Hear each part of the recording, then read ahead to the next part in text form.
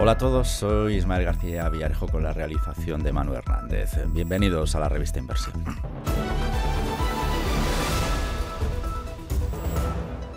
Inversoras, inversores, ¿qué tal? Cándido y yo os estábamos esperando. Cándido Méndez, bienvenido a la revista Inversión, ¿cómo estás?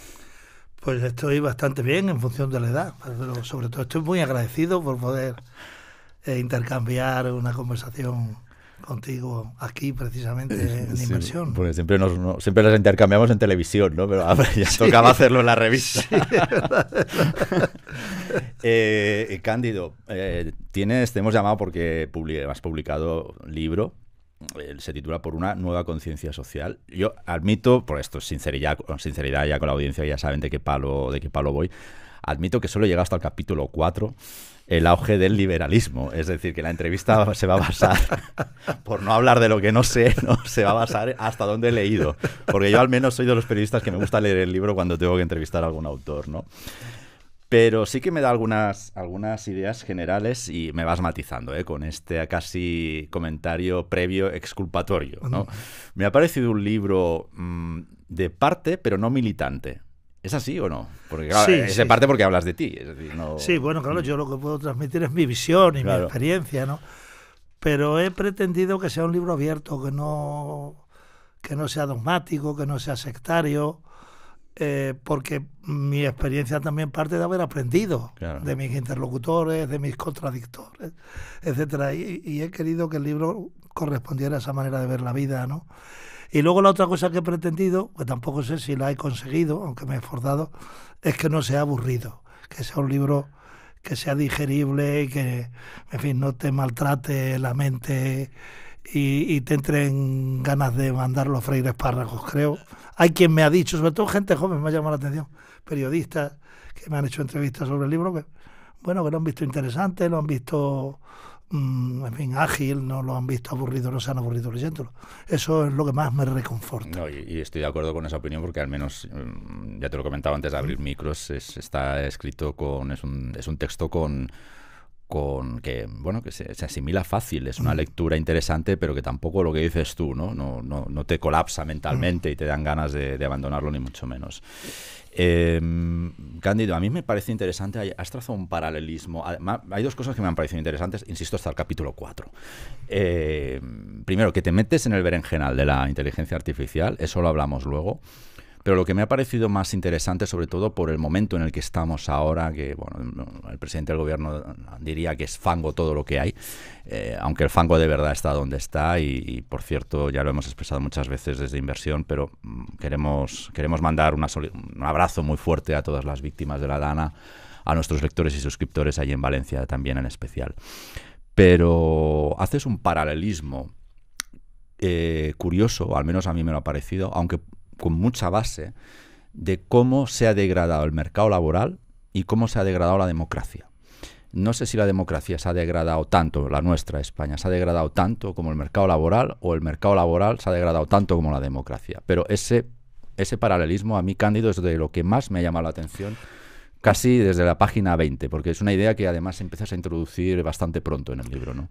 Sí, es que efectivamente es un hilo conductor, ¿no? Del libro, porque el libro podría tener un subtítulo, que es Todo empieza por el trabajo. Que es la famosa frase de Mitterrand. Sí.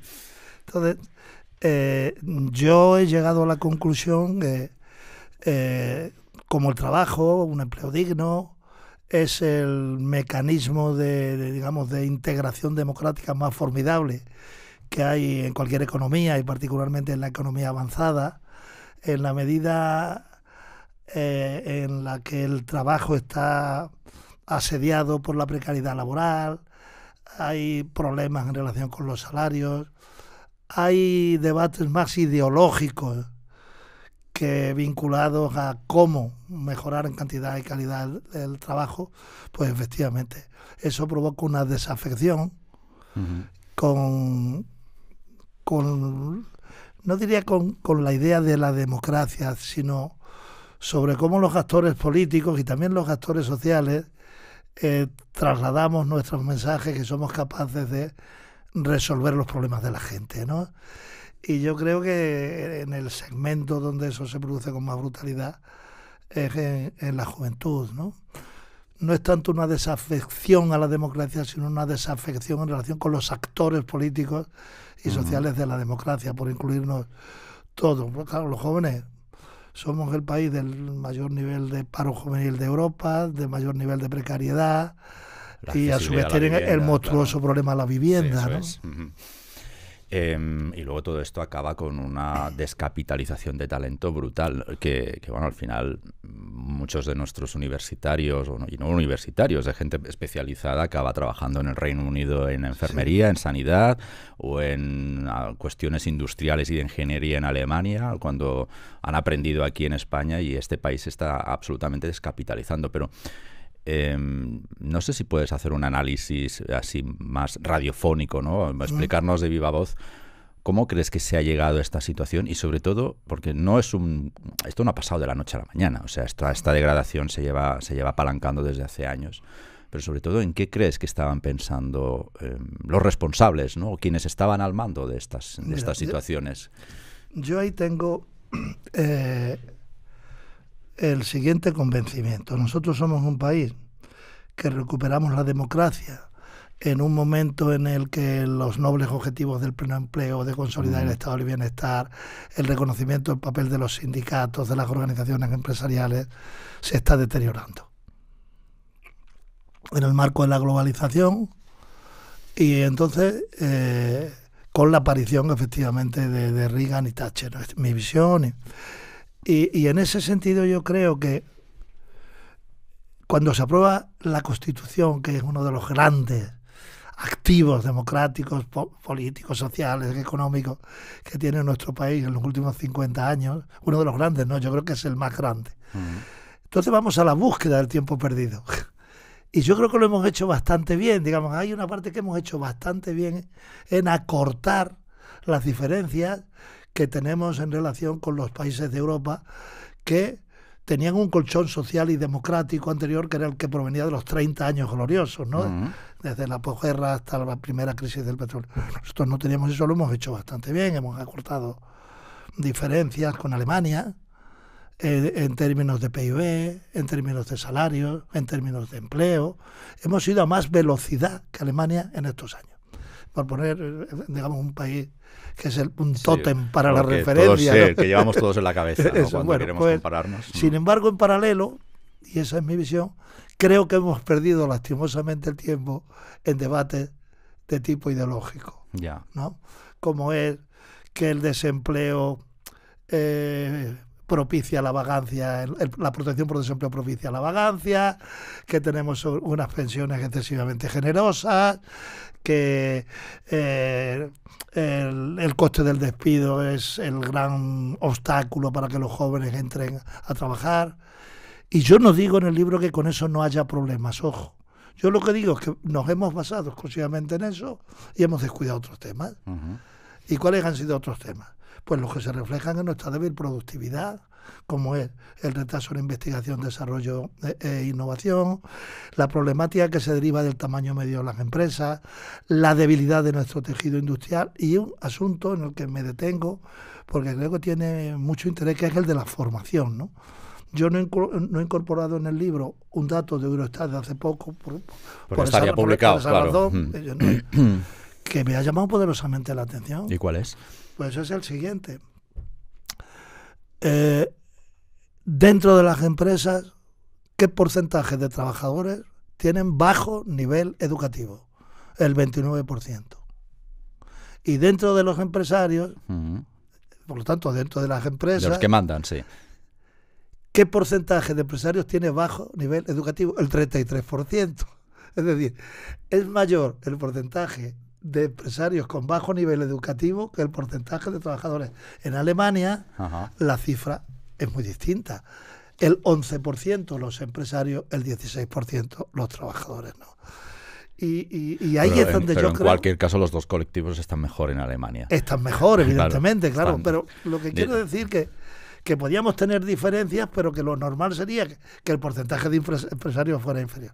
Yo creo que eso tiene mucho que ver con el modelo de sector servicios que tenemos, que es sector servicios a las personas, etcétera.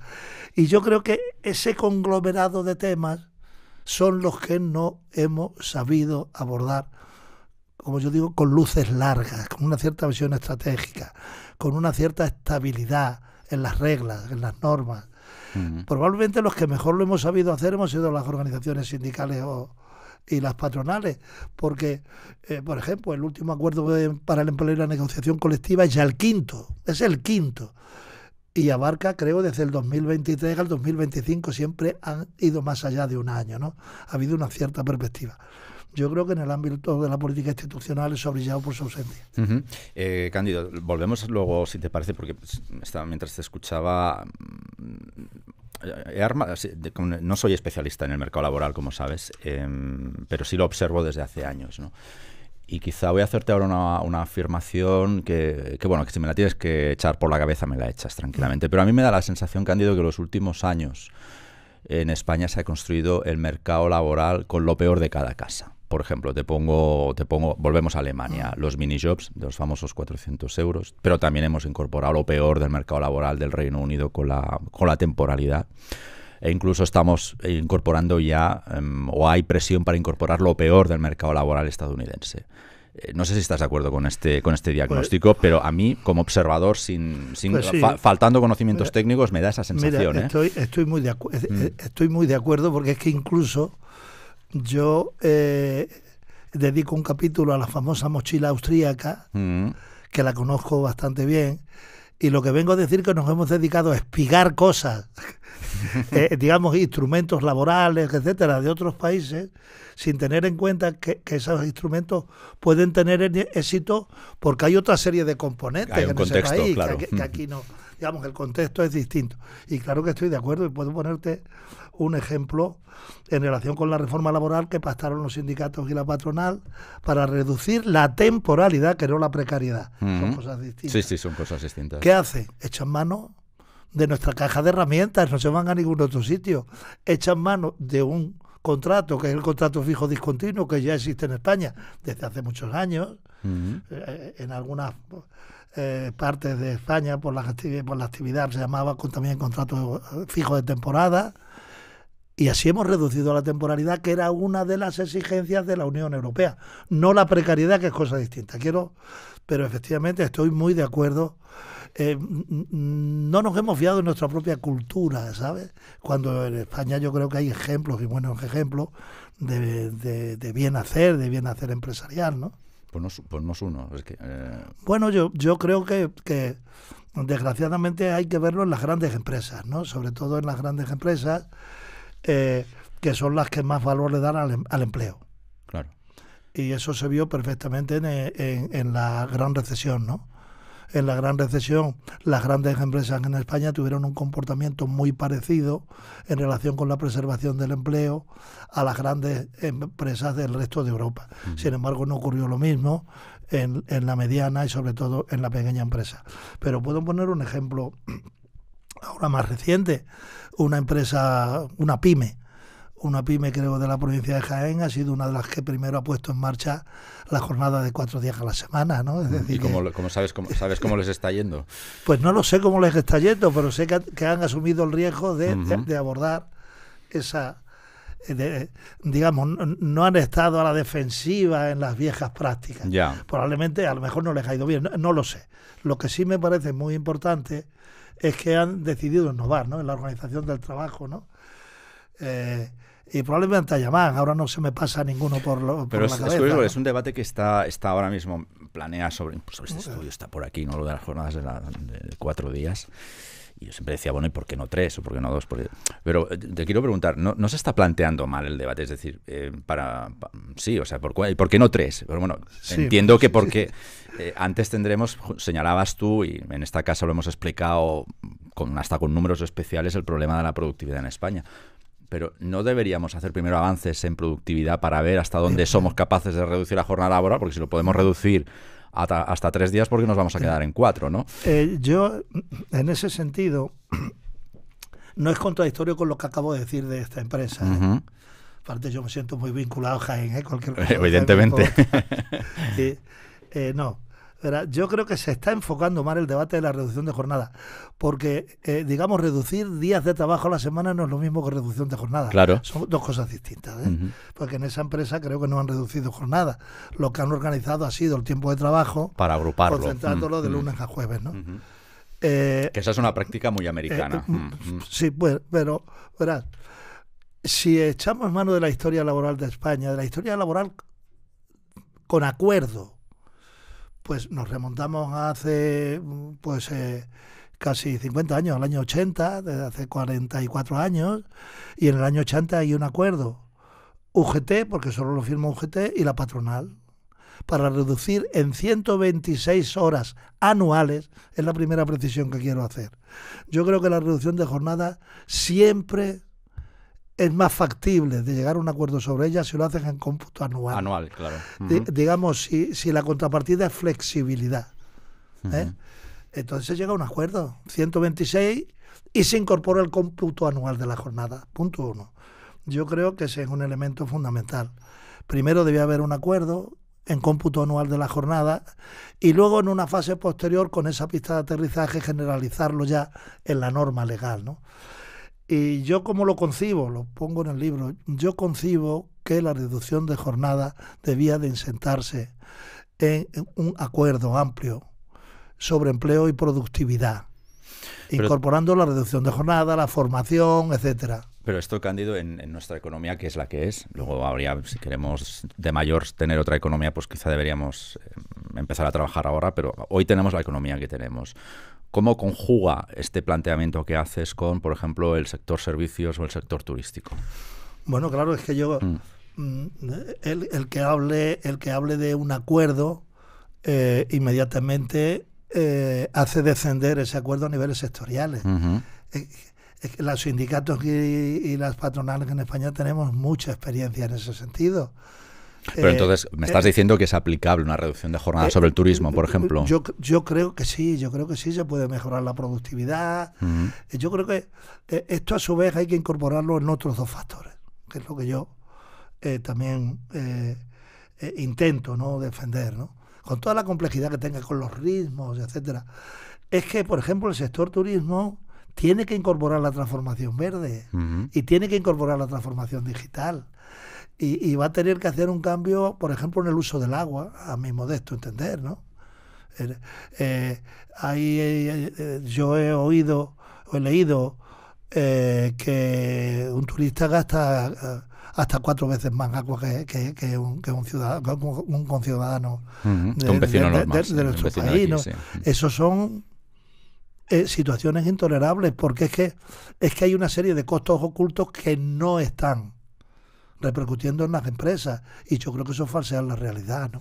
Y yo creo que en el marco de la transformación verde y la transformación digital, esos temas hay que irlos descubriendo, y hay que, a mi juicio, que avanzar en otra manera de concebir los negocios, y ahí sí cabe, creo que el debate sobre la reducción de jornada. Decías antes que el debate se está planteando mal. Te pregunto a cañonazo limpio, ¿es Yolanda Díaz una buena ministra de Trabajo? Bueno, yo creo que Yolanda Díaz ha hecho buenas cosas en el Ministerio de Trabajo, pero creo que a veces le falta agresividad y le sobra, agresividad y le falta persuasión, ¿no? Porque, yo creo que eso es uno de los factores, ¿no?, que tiene, que a mi juicio ensombrece mucho su gestión. Y luego hay otro elemento, esto ya es, lo que voy a decir quizás es muy subjetivo por mi parte, ¿no? Yo creo que su posición política dentro del partido que coordina, tal, lo lleva a unos ciertos episodios de ansiedad que yo creo que no son compatibles con la toma de decisiones en un ámbito tan complicado como es el ámbito laboral, ¿no? Yo creo que esos elementos también, digamos, ensombrecen de una manera notable su gestión. Sí. Cándido, estamos ante un libro que habla de ti, que habla de la evolución económica de España. Ahora he perdido la cuenta de cuántos años estuviste al frente del sindicato UGT, pero como 13, ¿puede ser o más? No, demasiado. Casi 22. Casi 22, sí, ¿verdad? Te digo casi 22, pero es un mes. Sí, o sea que pasaron 5 minutos, ¿no? Casi. Sí, estuve... Claro, ten en cuenta que también en cierta medida, y esto no es una exculpación, quiero dar una explicación, no es una justificación, ¿no? Pero claro, yo soy de una generación que éramos bastante jóvenes, ¿no? Yo entré con 42 años de secretario general de la UGT, ¿no? Y salí con 64.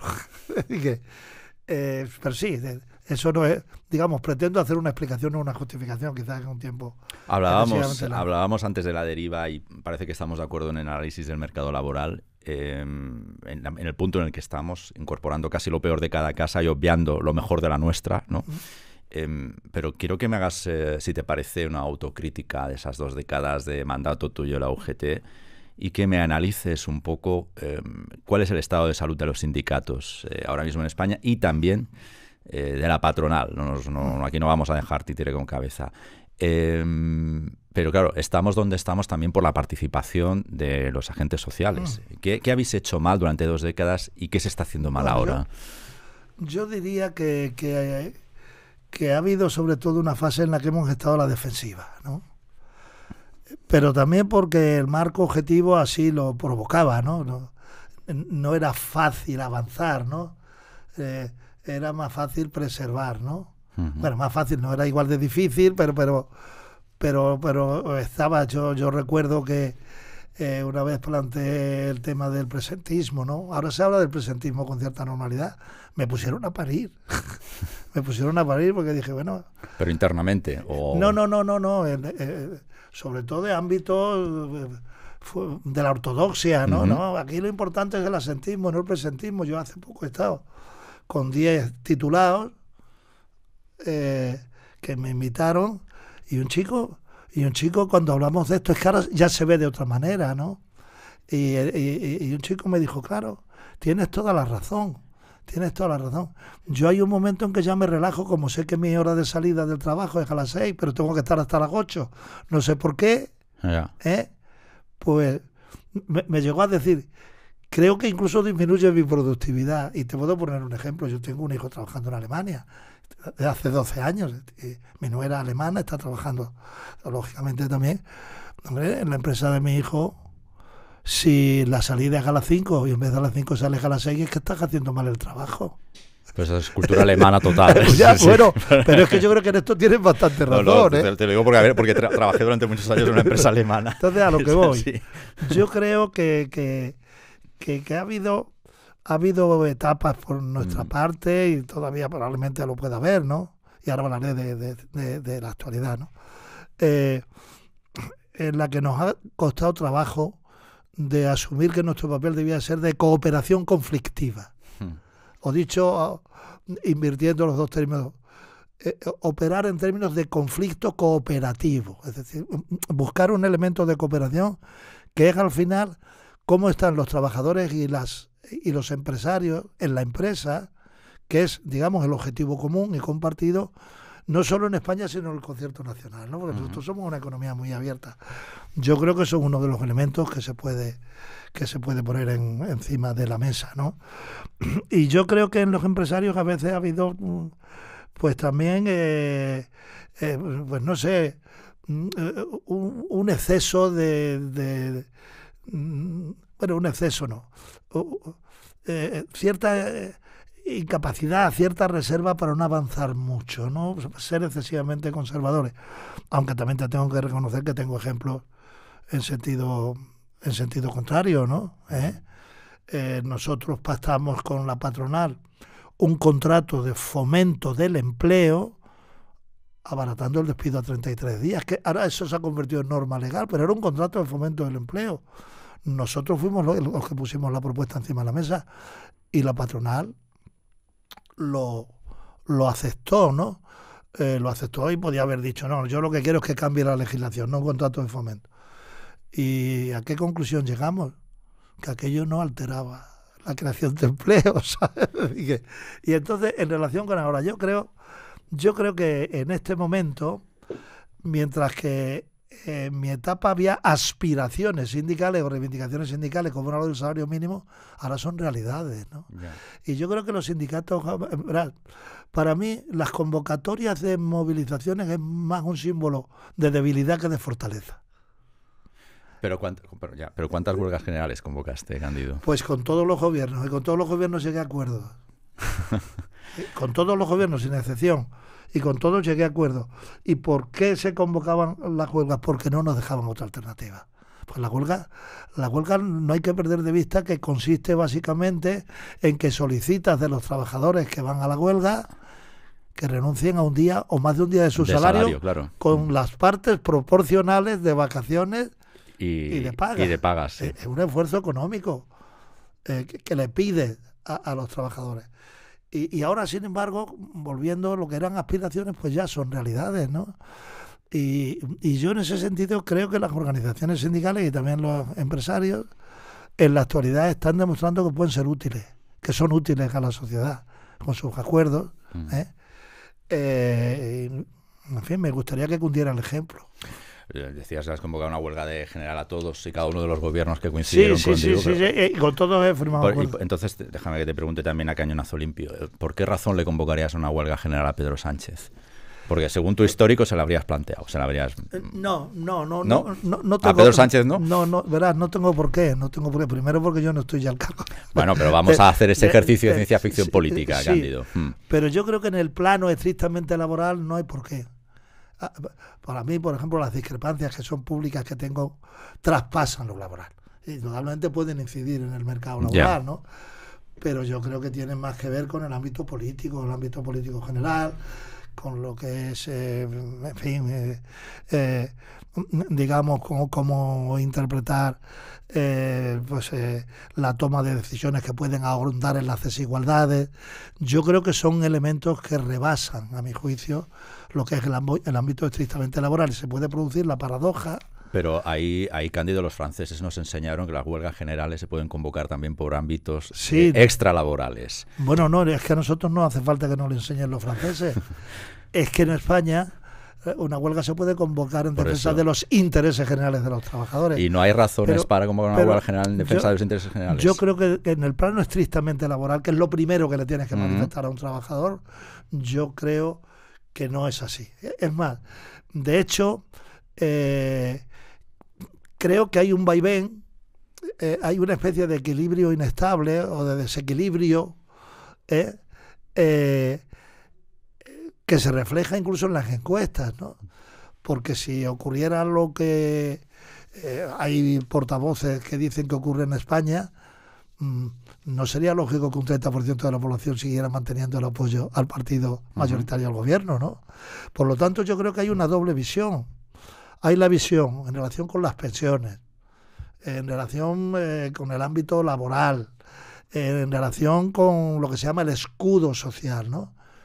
Que gran parte de la población lo ve bien, ¿no? Y esa es la parte que más afecta al papel social de las organizaciones sindicales. Digamos, siguiendo tu reflexión, aunque no ha pasado nunca, podrían haber planteado también la patronal un cierre patronal, ¿no? Sí, desde luego, totalmente, claro. No lo han planteado porque no es, yo creo que no es... Sobre todo porque si están, con todo el cariño, que si están lloriqueando cada día, hombre, pues quizá puedan tomar decisiones como un poco más contundentes. Pero yo habré visto que no es lógico, pero yo creo que el elemento de fondo es que esos asuntos trascienden lo que es el ámbito laboral. Lo trasciende. Afectan al entramado laboral de España, pero no se pueden resolver desde el ámbito laboral. Yo creo que es un tema mucho más profundo, que tiene que ver con el papel de los partidos políticos, etcétera, ¿no? Pues yo te doy una idea para el siguiente libro, que Sí. Afortunadamente es el único libro este. Pero que vengan más. Quería preguntarte, se me había quedado a pie de nota, cuando hablábamos de negociaciones y convenios y todas estas cosas, no sé, en un país que señalabas antes, ¿no? Los modelos de buenas prácticas laborales las hemos tenido en las grandes empresas, que además no me cansaré de repetir que son un modelo en muchas cosas, aunque aquí también es verdad que el propio gobierno se encarga luego de generarles de hacerles la contracampaña pública, ¿no? Pero en un país en el que el 90 y algo %, si queréis redondeamos al 90, son pymes, ¿cómo verías que de dar total libertad a las pymes para, de alguna manera, no tener que estar atadas a las burocracias de los convenios laborales y estas cosas? ¿Esto afectaría o no afectaría, por otra parte, a quien tiene más números de generar empleo, ¿no? Bueno, yo es que tengo otra visión distinta, ¿no? Pues venga. Y la visión estriba en que yo creo que eso no le genera problemas a la pequeña empresa, porque tienen resuelto algo que es muy importante. Y para un empresario que tiene una burocracia mínima y que normalmente se lo lleva un gestor administrativo, pues tiene resuelto el tema de las nóminas, ¿no? Y no tiene que dedicarse a negociar ni individual ni colectivamente. Yo creo que eso no es el problema. Puede ser un problema en algunos casos, etcétera. Yo creo que el problema que tenemos en España no está en que tengamos muchas pequeñas empresas, y eso también ocurre en Alemania. Nuestro lío está en lo que los alemanes llaman el Mittelstand, las empresas medianas. Sí, bueno, claro. Y por eso yo te hablaba antes de que hemos descuidado, por ejemplo, todo lo relacionado con el tamaño medio de las empresas, ¿no? Pero ¿cómo mejoramos el tamaño medio de las empresas? ¿Crees que el problema de crees que es un problema el tamaño de las empresas en España? Estoy convencido, ese es el problema. Sí. Ese es uno de los grandes problemas. Y no es mejor, por ejemplo, pregunto, Cándido, ¿no sería mejor, en vez de pelear para que las empresas ganen tamaño, en pelear por, no sé, grandes acuerdos transversales, transsectoriales, para, digamos... Bueno, hay fórmulas intermedias. Yo estoy hablando de ganar tamaño en el sentido de que tuviéramos un mayor número de empresas, no sé, de en torno a 100 trabajadores, entre 50, 100, 150, y no tantas como tenemos, que hay, digamos, una mortandad terrible, ¿no? Pero es que además no están en condiciones, por ejemplo, en relación con la fiscalidad. Claro, quienes tienen fiscalistas, etcétera, son las grandes empresas, y las pequeñas se pierden ahí, por eso no tienen acceso, etcétera. Por eso yo creo que trabajar en términos de mejorar el tamaño medio de nuestras empresas sería una buena práctica. Hay un elemento intermedio que son los clústeres, ¿no? Claro, por ahí voy, sí. En eso tenemos experiencias, pues trabajar en ese estadio intermedio, ¿no? De mejorar la capacidad de coordinación, de compartir servicios comunes, etcétera. Y claro, a su vez también esto tiene relación, como comentaba, con la debilidad de nuestro tejido industrial. Ahora, aprovechando la digitalización, la transformación verde se podía mejorar, ¿no? ¿Y eso qué traería como consecuencia? Hombre, lo que traería como consecuencia es que fortaleceríamos también el sector de servicios, pero no el del servicio al consumo, que es muy frágil. Sí, es volátil. Es el sector de servicios a las empresas, que es el que yo creo que permite operaciones de esta naturaleza, mejorar en tamaño, etcétera. Eso se ve, por ejemplo, no sé, las empresas de limpieza que trabajan con las grandes empresas, a su vez son multinacionales, muchas de ellas en España, ¿no? Es decir, que yo creo que ese sería uno de los caminos, ¿no? Ahora, yo no tengo pócimas mágicas. No, ni nadie. No creo que nadie. No creo que nadie tenga el botón mágico, Cándido. Déjame que cambie de libro un momento. Has escrito un artículo para nuestra revista, para la revista Inversión, que se titula El espejo de la contradicción, y esta respuesta que me acabas de dar entronca un poco con las dos ideas fuerza, ¿no?, del artículo que sale publicado en el número que saldrá a la venta el 29 de noviembre. La primera idea, perdón por la redundancia, porque empieza: la idea de la búsqueda consensuada de los pilares del bienestar económico debería con urgencia sustituir la lealtad a los líderes políticos. Otra idea: la dana que arrasó Valencia ha puesto a España ante las fragilidades de su modelo de crecimiento. Nos comentas, a mí me llama muchísimo la atención, porque prácticamente estás cambiando un sistema, estás haciendo un llamamiento, no sé si en voz muy alta o menos alta, pero a que se revise el modelo de tanto de representación en el Congreso, o al menos de lealtades, como de vida interna de los partidos. Sí, eso lo remato al final, ¿no? Ahora hay mucha inquietud sobre la antipolítica, ¿no? Y yo creo que la antipolítica no la genera la extrema derecha ni las redes, ¿no? Yo creo que lo que está ocurriendo en España es que ninguno de los dos grandes partidos políticos, en los que de manera creciente en los últimos años la población está depositando de nuevo la confianza, porque antes hay un partido que ha pasado a ninguna vida, ¿no? Ni mejor ni peor, como es Ciudadanos. Sumar y Podemos están reducidos a la mínima expresión, etcétera, ¿no? Entonces, yo creo que los dos grandes partidos no son capaces de entender que ese depósito de confianza que de nuevo vuelven a recuperar les exige que cooperen sobre temas esenciales. La Dana sería uno de ellos, por ejemplo. Sin duda, sin duda. Y a su vez yo creo, esa es mi visión, puedo estar equivocado, que los ciudadanos no perciben. Yo no percibo un modelo de país. No percibo ni siquiera dos modelos que puedan conversar entre ellos o incluso que puedan confrontar. No se ve, ¿no? Y entonces, lo que vengo a decir es que los partidos están trabajando en una lógica que más se mueven por la lealtad al líder, claro, o a las ideas, que por la lealtad y el compromiso con las personas a las que están representando, ¿no? Esta es ¿crees que es la mayor brecha entre los partidos o la mayor diferencia entre los partidos de ahora, contemporáneos, a los de, por ejemplo, los últimos años del siglo XX, los 90, por decirte algo? Sí, porque es que en España, mira, el gran consenso es el de la Constitución. Hablábamos, claro, y luego hablamos de los pactos de la Moncloa y sus reediciones. Claro, pero es que luego ha habido más consenso. Por eso. El Pacto de Toledo es otro. El Partido Socialista en la época de Zapatero, en la oposición, planteó un pacto por las libertades y contra el terrorismo, que apoyó la Unión General de Trabajadores, por cierto, con Aznar, que tenía mayoría absoluta, y se cerró. Y el último pacto, con el que yo no estoy de acuerdo, pero valoro el hecho de que se cerró un pacto, fue el pacto para reformar la Constitución. Entre el gobierno ya saliente, casi saliente, fue en agosto además, sí. En agosto del 2011, entre el gobierno de Zapatero y la oposición que era Rajoy. Pero bueno, ahí no crees que era Merkel la que estaba casi forzando el acuerdo. Lo que sí sé es que se pueden conseguir pactos, sí.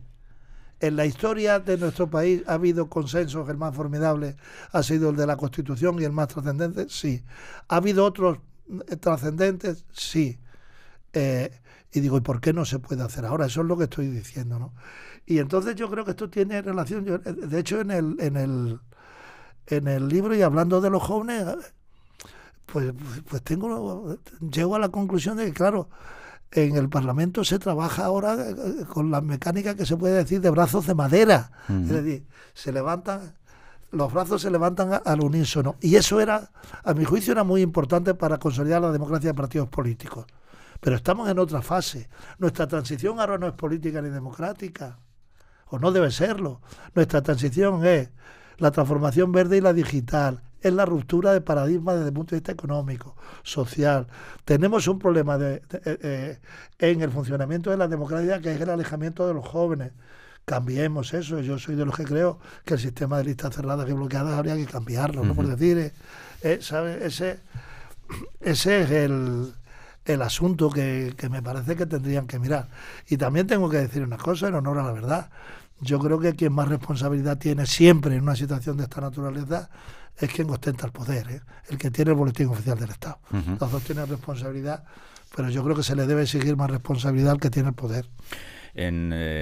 Como comentábamos al inicio de la entrevista, te metes en huertos interesantes como el de la inteligencia artificial, y además hay citas a los jóvenes, pero este libro es un constante llamamiento de los jóvenes para que de alguna manera, también lo he interlineado, como te comentaba, de los partidos políticos antes, para que de alguna manera se reenganchen no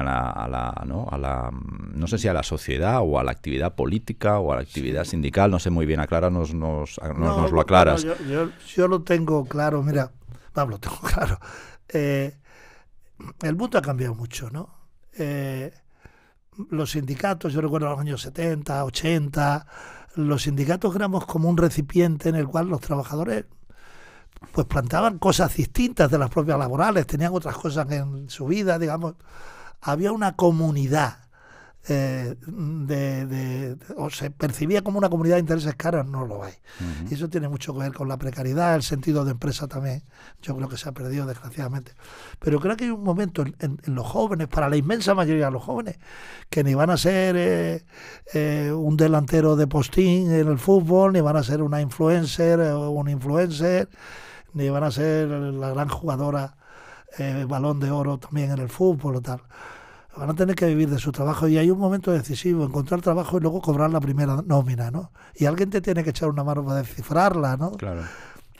Entonces, yo creo que hay razones objetivas que vinculan a los jóvenes, que deben de vincular a los jóvenes con los sindicatos, etcétera, ¿no? Pero hay que hacer también, a mi juicio, pues hay que abordar otras cosas, generar mayor proximidad en todos los ámbitos, ¿no? Yo en el libro pongo un ejemplo en base a dos experiencias que tuve muy contrapuestas, ¿no? Desde el punto de vista económico, con un grupo de jóvenes en el Círculo Ecuestre de Barcelona. Estaban todos trabajando, pero tenían problemas laborales, de horario, de conciliación. Y un grupo de jóvenes que la mayoría eran todos españolas y españoles, pero descendientes de migrantes, en la Fundación Pablo Llanos, ¿sabes? Y vi que tenían ideas y que no se sentían ni unos, paradójicamente, ni unos ni otros, se sentían protagonistas. Y yo soy de los que efectivamente digo, joder, si yo no voy a vivir el futuro lo van a vivir ellos, pues es lógico que participen más y mejor. Indudablemente yo también digo, yo que no voy a vivir el futuro quizás pueda aportar una visión más desinteresada, si se me permite o menos pasional, ¿no? O menos pasional, ¿no? Pero bueno, esa es mi reflexión, un poco confusa, como ves, pero creo que en este momento tendríamos que también analizar el sistema de representación democrática, ¿no? Para fortalecer los partidos, curiosamente, ¿no? Hablábamos, la pregunta ya tan enunciada de esto de la inteligencia artificial. A ver, Cándido, ¿qué opina Cándido Méndez, testigo en primera línea de revoluciones anteriores, como la robótica, por ejemplo, sobre la inteligencia artificial? Bueno, yo lo que digo, primeramente, hay que contemplarla. Nosotros no podemos ser ludistas, es decir, resistirnos frente, pero lo que no debemos de comprar mercancía averiada. Es decir, pensar que viene la inteligencia artificial y hay que abatir los brazos y resignarse porque van a sustituir el trabajo, en este caso, intelectual. ¿Y por qué? Porque la historia nos ha enseñado. Lo mismo se dijo de la robotización. Ismael, puedes comprobarlo. En los años 60 hubo un grupo de economistas americanos que dijeron la robotización sustituirá al trabajo. ¿Qué hacemos con los que no tienen trabajo? Y así se inventó la renta básica universal. Claro. Tiene más de 60 años de existencia. Ahora, hace muy poco, en un diario económico, leí en portada una carta que era casi un calco de la de hace 60 años, de economistas americanos, también hablando de la inteligencia artificial. Yo lo que digo, no compremos mercancía averiada. Pasará o no tiene por qué pasar. Y yo soy de los que dicen, no tiene por qué pasar. Es decir, la inteligencia artificial tiene que complementar el trabajo de la persona, nunca sustituir el trabajo de la persona. Eso, hacerlo más productivo, lo que estábamos hablando antes. Es en lo que me baso. Y luego, por último, mira, la mente humana es capaz de fabular el futuro. Sobre la experiencia, fabular el futuro. La inteligencia artificial hasta ahora lo único que puede hacer es establecer sobre el pasado, ojo, sobre el pasado, ya no fabula el futuro. Sobre el pasado establecer unas líneas de actuación que pueden servir para muchos ámbitos de la vida. Pero yo creo que para hacer los grandes cambios que tenemos que abordar, tengo mis dudas. Por último, mi cerebro consume lo que una bombilla de 20 vatios. La inteligencia artificial consume lo que consume una ciudad de 80.000 habitantes, ¿sabes? Y luego, con el problema energético que tenemos que abordar. Y luego súmaselo a lo que consume Bitcoin y compañía, ¿no? Cándido, como te decía, me he llegado, porque compré el libro 2 días antes de que se grabara esta entrevista. He llegado, como os decía antes a todos, al capítulo 4, el auge del liberalismo. ¿Qué me espera a partir de aquí, hasta el final del libro? Bueno, pues lo que te espera es algo de lo que he comentado, pero más pormenorizado, ¿no? Intentando argumentar con datos como, pues ha habido debates en los que hemos perdido el tiempo cuando realmente eso no es así, ni nuestras pensiones son tan generosas, en fin. Digamos, hay unos elementos argumentales defendiendo mi posición. Y luego, en esa segunda parte hay un hilo permanente que es la preocupación por la desigualdad. No solo en términos de género, sino la desigualdad, porque efectivamente pues la desigualdad es como un monstruo que es un cáncer contra la democracia. Eso lo dice la OCDE. La OCDE dice que la desigualdad es el veneno de la democracia, ¿no? Y eso lo verás ahí como es algo que está permanentemente tanto en lo que es, porque esa segunda parte es algo así como un balance de mis experiencias, ¿no? Y sobre todo en la tercera parte, que es la que habla del futuro, donde hablo de la inteligencia artificial, de las plataformas digitales, o sea, hablo de la robotización, en fin, hablo de esta serie de elementos. Pero yo creo que es lo que pretendo trasladar. Y luego el título, que se expresa mejor en la segunda, en la tercera parte, ¿qué pretende trasladar? No que hay que abandonar la vieja conciencia de los obreros conscientes, ¿no? Dice que era aquella persona de pobre apariencia, pero que iba con la cabeza bien alta, exigiendo respeto, reconocimiento e igualdad, ¿no? No. Es que tenemos que llegar a una serie de conclusiones, que el crecimiento es finito. Nosotros nos expandimos los sindicatos en una época en la que no se discutía que era que el crecimiento podía avanzar indefinidamente. Eso no es así. Segundo, nosotros somos de una época, sobre todo los de las economías avanzadas, Europa, tal, donde los países actualmente emergentes eran, digamos, facilitadores de materia prima o de mano de obra barata. Eso ha cambiado. China es la primera productora de coche eléctrico, por poner un ejemplo. Y luego el otro elemento, los otros dos elementos son, uno, que Europa es muy pequeña, que antes éramos muy poderosas económicamente y éramos medianas de tamaño, ahora es que somos muy pequeñas. Y encima mal avenidos. Efectivamente. ¿Y el otro elemento cuál es? Pues que estamos en una situación con la transformación verde, que vamos a pasar de la dependencia del petróleo a la dependencia de los minerales críticos. Que están todos en China. Efectivamente. Cándido, estamos ya en el minuto 46 de entrevista. Déjame que te haga dos preguntas binarias prácticamente. La primera es, ¿estás a favor o en contra de alargar la edad de jubilación? Yo estoy a favor y en contra de alargar la edad de jubilación. Y me voy a explicar. Yo creo que hay actividades en las que hay que reducir la edad de jubilación. Y hay actividades que, si quieren, pues pueden seguir. Es decir, no te veo alineado con una solución para todo el mundo, ¿no? Si es que no es imposible.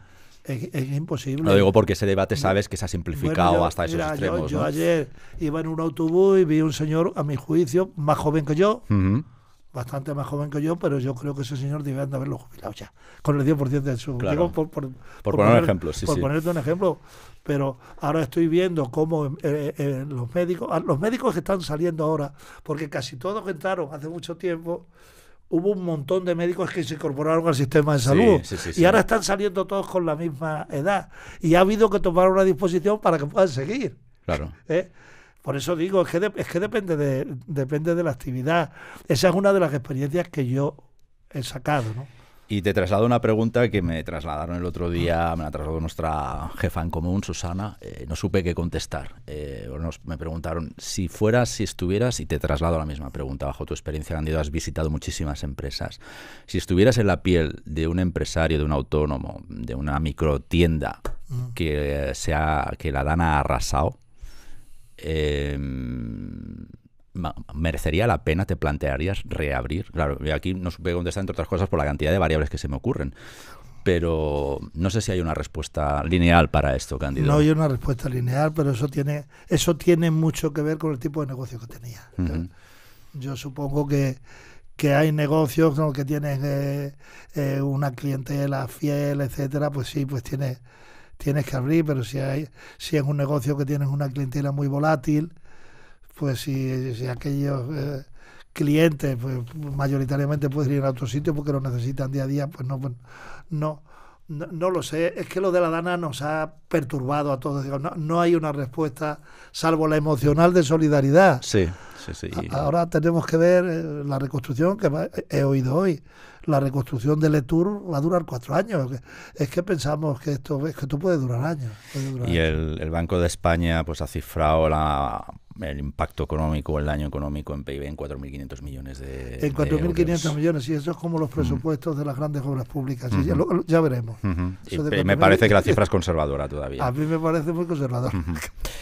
por una nueva conciencia social, pasado, presente y futuro del empleo en España. Y luego hay un botón, ¿no? Un círculo, cómo construir una sociedad más justa y equitativa. Es el ejercicio intelectual que nos propone Cándido Méndez en su nuevo y primer libro. Pero bueno, yo te he dado ideas para que hagas otro. Ah, sí.